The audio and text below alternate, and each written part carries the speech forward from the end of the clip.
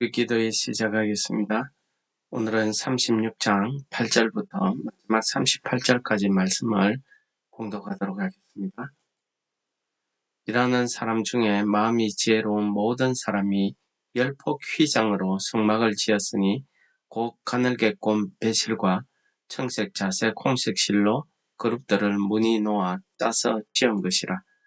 매 폭의 길이는 28규빗, 너비는 4규빗으로 각 폭의 장단을 같게 하여 그 5폭을 서로 연결하며 또 그 5폭을 서로 연결하고 연결할 끝 폭가에 청색 골을 만들며 다른 연결할 끝 폭가에도 골을 만들 때 그 연결할 한 폭에 고리 50개를 달고 다른 연결할 한 폭의 가에도 고리 50개를 달아 그 고들이 서로 대하게 하고 금 갈고리 50개를 만들어 그 갈고리로 두 휘장을 연결하여 한 막을 이루었더라.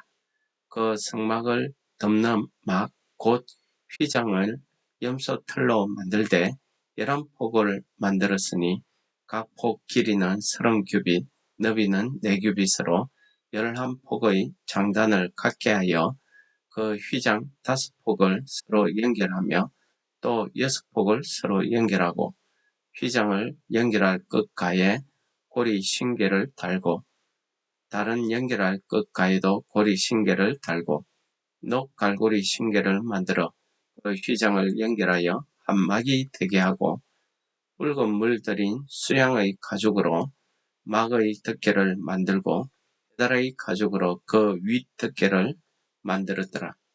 그가 또 조각목으로 성막에 세울 널판들을 만들었으니 각 판의 길이는 10규빗, 너비는 1규빗 반이며 각 판에 두 촉이 있어 서로 연결하게 하였으니 성막의 모든 판이 그러하며 성막을 위하여 널판을 만들되 나무로는 남쪽에 널판이 20개라.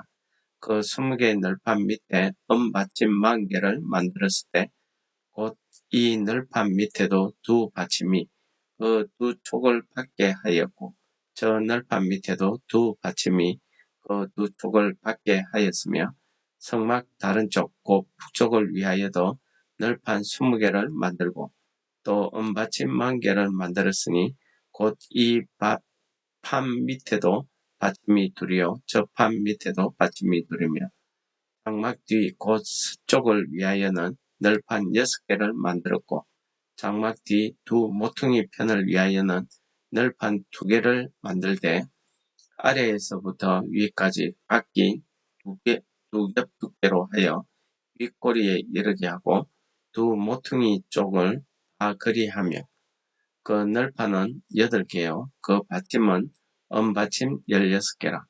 각 널판 밑에 2개씩 있었더라.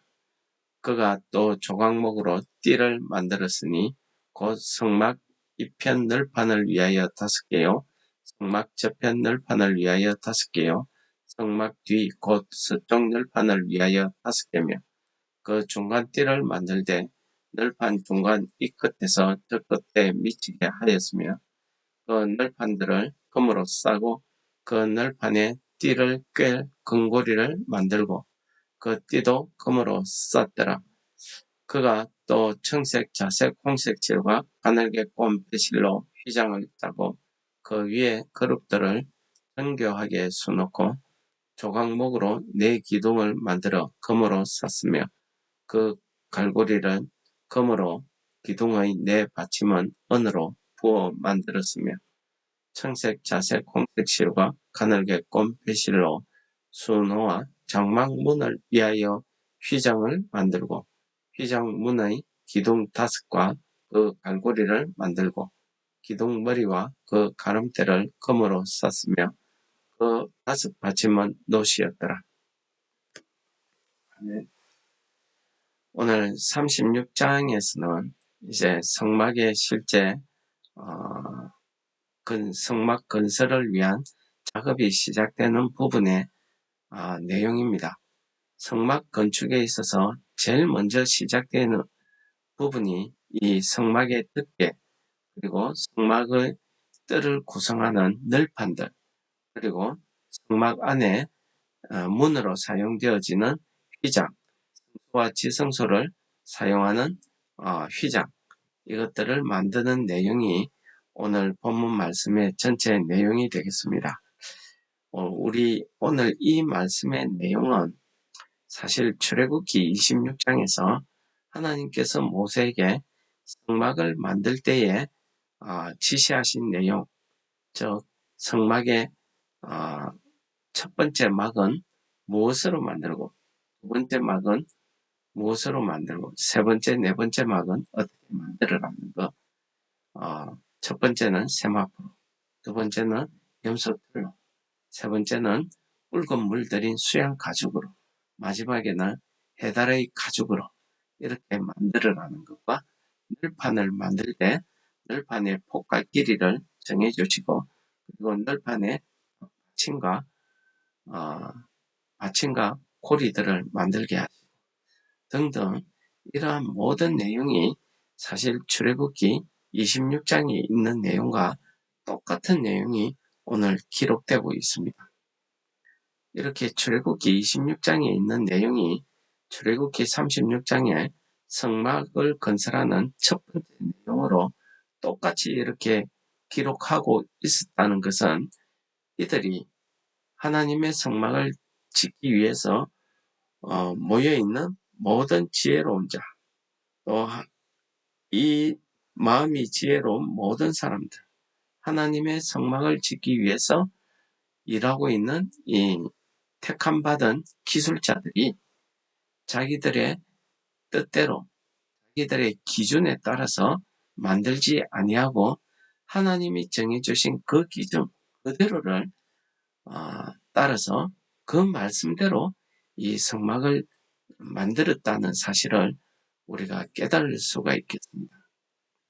하나님께서 시내산에서 모세에게 보여주신 그 양식과 치수와 그 개수와, 심지어는 그 휘장의 가에 청색실로 고를 만드는 것, 그 고를 만드는 개수와 그 고와 고를 연결하는 고리, 이런 것까지도 세세하게 하나님이 지시하신 그대로로 만들었습니다. 우리도 주의 일을 하다 보면은, 우리가 열심히 너무 넘치다 보면은 하나님의 말씀, 하나님의 뜻에 의해서 우리가 주의 일을 하는 것이 아니라 어떤 경우에는 내 열심으로, 내 기준에 맞춰 내 뜻대로 하는 경우가 있습니다. 그러다 보니까 우리가 이 교회 봉사나 하나님의 일을 하는 일에 있어서 여러 가지 어려움을 하게 되는 경우가 종종 보여집니다. 교회에서 하나님의 일을 봉사하는 것도 물론 마찬가지지만은, 우리가 하나님의 택함받은 사명자로서, 또 하나님의 자녀로서, 성도로서 이 땅에 살면서 믿지 않는 자들에게, 또는 내 이웃들에게, 내 믿지 않는 식구들이나 가족들에게, 그들을 향해서 우리가 베푸는 모든 일에 있어서도 마찬가지 아니겠습니까? 나의 기준과 나의 노력과 나의 생각으로 하다 보니 나의 기준에 맞지 아니하면은 화도 나기도 하고, 또 어떤 경우에는 억울한 일을 당하기도 하고, 어떤 경우에는 내 뜻과 다른 형태로 결과가 나면은 섭섭하기도 하고, 기대치에 부응하지 않으면은 화가 나기도 합니다.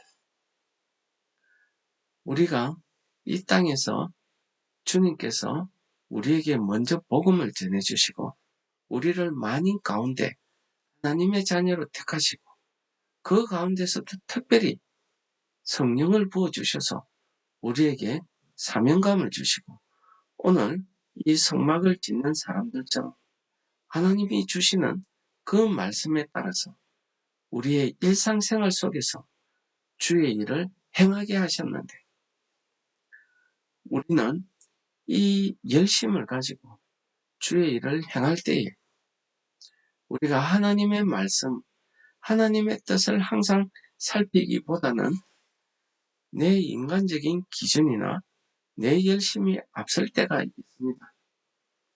하나님께서 사울왕을 택하셨을 때에 사울왕은요, 하나님의 영에 붙들림 받아서 그가 예언자들 중에서 예언을 하기도 하고 하나님의 기름 부음을 받아서 그가 이스라엘의 첫 번째 왕이 되었습니다. 그리고 그가 전쟁을 나갈 때에도 그는 자기 마음대로 나가지 않았습니다. 반드시 사무엘을 통해서 하나님의 뜻을 듣고 그대로 행했습니다. 그런데 어느 순간부터 이 사울왕은 자기가 하는 일이 잘 되다 보니까 이 하나님의 뜻을 묻기도 전에 자기 열심으로 행할 때가 종종 생기기 시작했습니다. 그 대표적인 게 뭡니까? 한 번은 블레셋 군을 상대하러 갈 때에 사무엘을 선지자가 와서 사무엘이 제사를 드리고 한 사무엘을 통해서 하나님의 뜻을 듣고 전쟁에 나가야 되는데 아무리 기다려도 사무엘 선지자가 오지 않는 겁니다. 그래서 사울 왕이 어떻게 합니까? 자기가 언약궤를 가져오게 하고 자기가 제사장의 역할을 해서 자기가 주체가 되어서 하나님 앞에 제사를 드리고 출전을 하게 됩니다. 그렇게 자기가 제사를 드리려고 하는 그 순간에 사무엘이 도착을 하는 겁니다. 그래서 사무엘이 뭐라고 합니까? 왕이 해서는 안 될 일을 했다. 하나님이 이를 통해서 왕을 버렸다. 하는 말을 듣게 됩니다. 그러면서 사무엘이 사울 왕에게 유명한 말씀을 하죠. 순종이 제사보다 낫다. 하나님 말씀 듣는 것이 번제 드리는 제물보다 낫다는 말씀을 하고 있습니다. 그뿐이겠습니까? 마태복음 7장에서 예수님께서는 많은 사람들을 향해서 하나님의 복음을 전하시고 그러시면서 그 당시에 있는 거짓 교사들, 거짓 선지자들을 주의하라고 하십니다.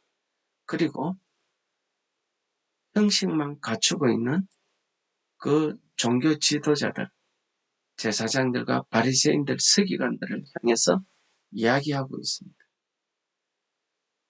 마태복음 7장 24절에서 예수님께서는 이렇게 이야기합니다. 그러므로 누구든지 나의 이 말을 듣고, 즉 예수님께서 전하는 복음입니다. 이 복음은요, 회개하고 하나님의 말씀을 믿으면은 천국에 간다는 그 말씀을 하고 있는 겁니다. 듣고 행하는 자는 그 집을 반석 위에 지은 지혜로운 사람 같으니 비가 내리고 창수가 나며 바람이 불어 그 집에 부딪히되 무너지지 아니하나니 이는 주초를 반석 위에 놓은 까닭이요. 나의 이 말을 듣고 행하지 아니하는 자는 그 집을 모래 위에 지은 어리석은 자라고 말씀하고 있습니다. 비가 내리고 창수가 나고 바람이 불어 그 집에 부딪히면 무너져 그 무너짐이 심하다고 이렇게 가르쳤습니다. 예수님께서 가르치시는 이 말씀을 듣고 그 말씀대로 살아가는 사람은 우리의 반석 대신 예수님께 우리의 믿음의 기초를 두고 있기 때문에 어떤 시험과 환난이 와도 내 마음이 시험이 들어도 우리가 그 시험을 넉넉히 이기고 견뎌내지만은 우리가 하나님의 말씀, 예수님이 전하시는 그 말씀을 듣지 아니하고 내가 그냥 내 기준에 보기에 합당해서 내 열심으로 내 착한 마음으로 행하는 그런 모든 일에 결과가 내 뜻대로 나타나지 않게 됩니다. 시험과 어려움에 부닥치게 됩니다. 우리는 넘어지게 된다는 사실을 주님께서 가르쳐주고 있습니다. 여러분, 오늘 성막을 짓는 데에 이 사람들은 기술자들입니다. 지혜가 있다고 했습니다. 공교하게 할 수 있는 기술이 있습니다. 자기 보기에 하나님이 주신 그 양식보다 더 훌륭하고 멋지게 할 수 있습니다. 그러나 그들은 그렇게 하지 않았습니다. 모세가 전해주는 하나님의 양식 그대로 했습니다. 재료도 하나님께서 시키시는 가는 배실, 홍색, 청색, 자색실, 청색실은 골을 만들 때에 사용하고 그러한 실들은 실을 가지고 정교하게 그룹의 모양을 수놓고 이렇게 했습니다. 여러분, 이렇게 하나님의 일을 하는 것은요, 우리의 모든 것을 내려놓는 겁니다. 내 지식도, 내 열심도, 내 선한 뜻도 다 내려놓고 하나님의 뜻에 따르는 겁니다. 하나님의 말씀에 따라 살아가는 겁니다. 하나님께서 우리를 먼저 택하시고 부르신 이유가 무엇이겠습니까? 그리고 우리에게 성령을 부어주셔서 하나님의 일을 하게 하신 이런 선한 일을 하게 하신 뜻이 무엇이겠습니까? 우리는 항상 하나님의 말씀에 그대로 합당하게 따라 살아서 예수님의 말씀처럼 반석 위에 우리의 믿음의 집을 짓는 성도 여러분들 다 되시기를 축원합니다. 찬송하시겠습니다. 찬송가 204장입니다. 주의 말씀 듣고서 준행하는 자는 반석 위에 터 닦고 집을 지은 같아. 비가 오고 물나며 바람 부딪혀도 반석 위에 세운 집 무너지지 않네. 잘 짓고 잘 지세 우리 집 잘 지세 만세 반석 위에다 우리 집 잘 지세 주의 말씀 듣고도 행치 않는 자는 모래 위에 터 닦고 집을 지은 같아. 비가 오고 물나며 바람 부딪힐 때 모래 위에 세운 집 크게 무너지네. 잘 짓고 잘 지세 우리 집 잘 지세 만세 반석 위에다 우리 집 잘 지세 세상 모든 사람들 집을 짓는 자니 반석 위가 아니면 모래 위에 짓네. 우리 구주 오셔서 지은 상을 줄 때 세운 공역 따라서 영영상 벌 주리. 잘 짓고 잘 지세 우리 집 잘 지세 만세 반석 위에다 우리 집 잘 지세. 오늘도 말씀으로 우리의 믿음을 되돌아보게 하시는 하나님 아버지, 오늘도 말씀을 통해서 우리에게 권면하시고 우리를 위로하시는 하나님 아버지, 예수님께서 말씀하신 것처럼 우리도 하나님의 말씀을 듣고 내 생각, 내 뜻대로 사는 것이 아니라 하나님 말씀대로 행할 수 있는 믿음을 더하여 주셔서 오늘 하루를 우리가 살아갈 때에 반석 되시는 예수님 위에 우리의 믿음의 집을 다 지을 수 있도록 성령 하나님 우리를 인도하시고 감화 감동시켜 주시옵소서. 예수님 이름으로 감사 기도 드립니다. 아멘. 하늘에 계신 우리 아버지여, 이름이 거룩히 여김을 받으시오며 나라가 임하시오며 뜻이 하늘에서 이룬 것 같이 땅에서도 이루어지이다. 오늘날 우리에게 일용할 양식을 주옵시고 우리가 우리에게 죄 지은 자를 사하여 준 것 같이 우리 죄를 사하여 주옵시고 우리를 시험에 들게 하지 마옵시고 다만 악에서 구하옵소서. 그의 나라와 근세와 영광이 아버지께 영원히 있사옵나이다. 아멘. 우리 말씀을 생각하시면서 기도하시겠습니다.